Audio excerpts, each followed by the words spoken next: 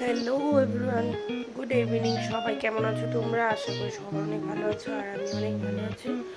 তো এখন হচ্ছে সন্ধ্যা 5টা বাজে আর আজকে স্টার্ট করেছি সন্ধ্যা থেকে ব্লগটা, কারণ সকালের ব্লগটা সবাই দেখবো। তো সন্ধ্যার সময় আমি কী কী করি সেটা তোমাদেরকে দেখাচ্ছি। তো সন্ধ্যার সময় ধোয়া কাপড়গুলি এনে আমি ভাঁজ করি, যেটা রোজ আমি করি। আজকে আমার বন্ধু এসছে বড় ভাগ্নিকে নিয়ে। ওরা এসছে 4টা 4:30 ট্রেনে। তো তো ডাক্তার দেখাবে, আমার বউটির শরীর ভালো না, তার জন্য ডাক্তার দেখাতে এসছে। তো ওরা বসে কথা বলছিল যে আমি বউটিকে নিয়ে একটু ডাক্তারের কাছে যাবো নাম দেখাতে। তো আমি ঘরগুলি ঝাড় দিয়ে তারপর চা করবো, চা করে খেয়ে তারপর আমরা বেরোবো। এখন ভর্তি আসার সময় পাঁপড় এনেছিল, আর আমার মেয়ে পাগল হয়ে গেছে রূপসা পাঁপড় ভেজে দেওয়ার জন্য। তো ওর জন্য একটু পাঁপড় ভেজবো, ওর জন্য ভাজলে তো সবাই খাবে, সবার জন্যই ভাজবো।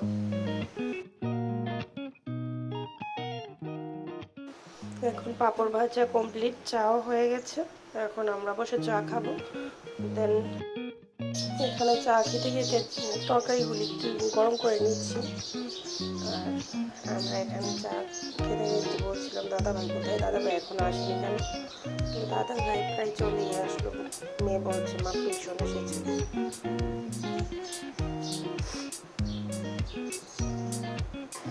রূপসা পাঁপড় খেতে ভালোবাসে, তো রূপসা ভীষণ চলে এসেছে। আমি চাটা খেয়ে বাসনগুলি মেজে তারপর ভর্তির সঙ্গে যাবো, রেডি হওয়ার জন্য তাড়াতাড়ি করছিলাম।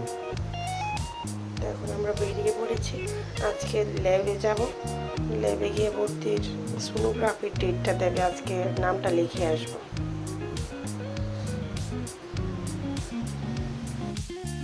তো এখানে চলে এসেছে, নামটাম লিখিয়ে এখন আমরা চলে যাচ্ছি। গিয়ে রান্না করবো, তার জন্য তাড়াতাড়ি চলে এসেছে। মুখ ধুয়ে আমি এখানে দেখছি আমার মেয়ে ড্রয়িং করছে বর্ণিতাকে নিয়ে, তার মধ্যে আমি রান্নাগুলি সেরে নিচ্ছিলাম। তো রান্না টান্না সেরে আমি সমস্ত কিছু বড় করে এনে দিই, কারণ রান্নাঘরটা ছোট। যাই হোক, নেক্সট ব্লগে দেখা হচ্ছে তোমাদের সঙ্গে। Tata, bye bye.